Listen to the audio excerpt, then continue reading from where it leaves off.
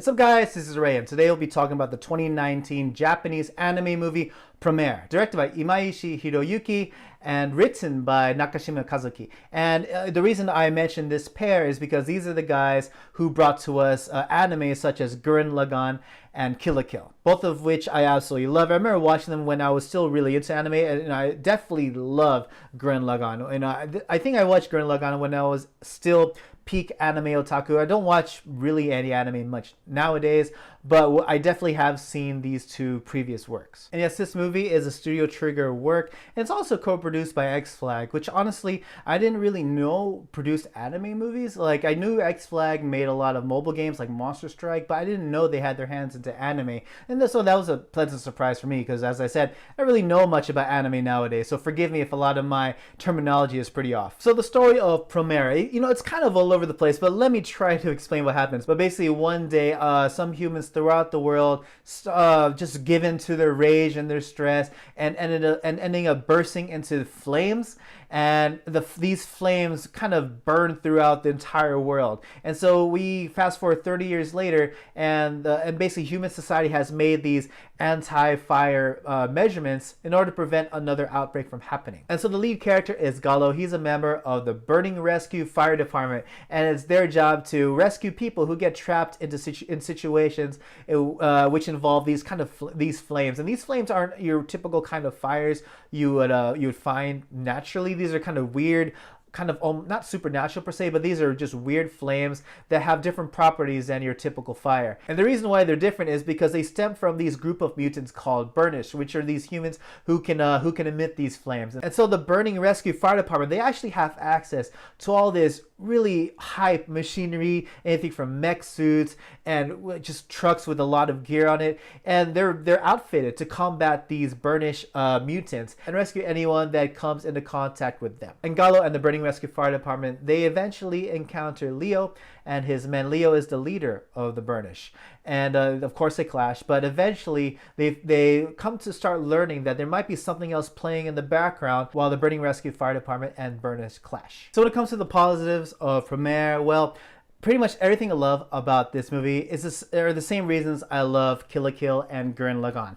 And the main thing that comes to mind is that the animation, especially with the action sequences, are extremely over the top. Of course, like I mentioned earlier, the Burning Rescue Fire Department, they're outfitted to combat Burnish, and they have all these really cool mech suits. They have all these weapons that fire off these ice bullets. They utilize ice in order to quell the flames that are set by Burnish. And the way that everything comes together, the way that these guys move, it's just insane. If you are a fan of the action that's featured in Kill la Kill and Gurren Lagann, you'll definitely find yourself at home here. And the characters, I dig the characters. I think the characters are a lot of fun, especially Gallo, the lead character. Now, if you look at Gallo, you can see by his design that he pretty much looks like Kamina from Gurren Lagann, and the way he acts is pretty much like Kamina, except I think Kamina to be more of the kind of the manly and heroic type, whereas Gallo is more of the rebellious type. But I think, yeah, in essence, they're pretty much the same character. And regardless of that, there's still a lot of fun. Gallo just makes it really easy to cheer him on in his fight against Burnish. I especially like the way Gallo contrasts with Leo.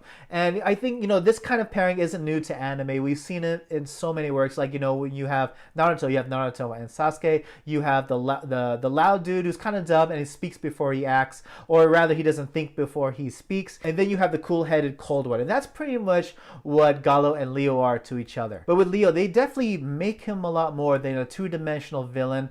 You actually get to know a lot more of his backstory, the reason why him and the rest of the Burnish are not into hiding but rebelling against human society, and you kind of connect with them for a while. Like, you see that they have their own society, they have their own problems, they're just trying to survive, but everyone else is trying to hunt them down. You get to feel for them, you feel kind of bad for a second, but at the same time it's hard to agree with their tactics and their ways in the way that they're terrorizing humankind. And something that I definitely like about this movie, that this movie just makes you hype. I mean, granted, I don't think it'll make you as hype as Gurren Lagann. If you ever watch Gurren Lagann, it's one of my favorite anime series of all time. And one of the reasons is because that story just gets you so pumped. It just gets you so excited. It makes you want to, pierce the heavens, as they say in the story. This movie also gets you hype. It gets you so excited. I mean, literally, this movie is focused on flames that get bigger and brighter as things get more intense, and then and the excitement level that goes along with it. I think it captures everything perfectly. And something that I want to commend this movie on is that there are actually three lead characters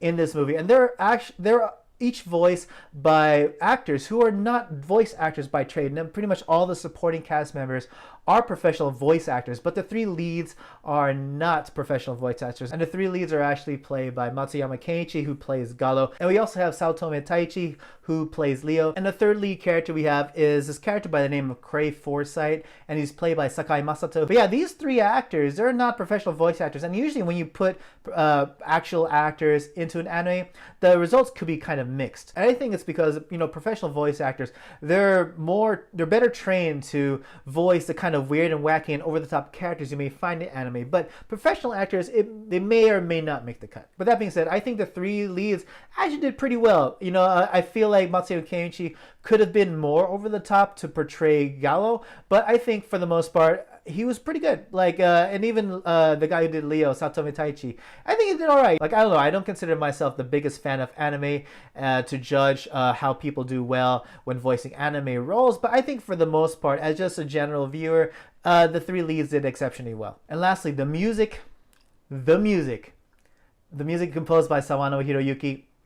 Wow, I gotta get this soundtrack. It's an amazing soundtrack, and it definitely did its job in getting you hyped alongside with the over-the-top action that was happening in front of you. The music was on point. When it comes to the negatives of the story, I was kind of half and half about the CG. The CG looked kind of, I don't know what it is. It looked kind of plain and bare bones compared to the rest of the cool designs that are happening all around it. But I guess it did have its role. I kind of appreciated the CG after a while, despite it looked very plain. I don't want to say it looked bad, but it looked just very plain and not as much detailed. But I think I chalked it up to being more of an aesthetic. It's the world when it comes to the CG, it looks all consistent. But something I have to kind of chalk up as a negative is that this movie doesn't have so many lows with its energy.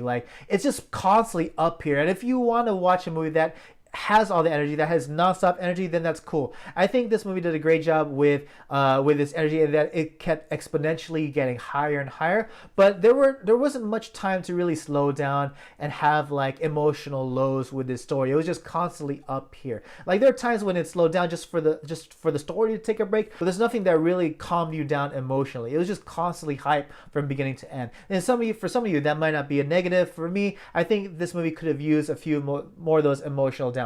We're overall what to have to say about Promare. It's dope. I really enjoyed it. It was definitely a lot of fun.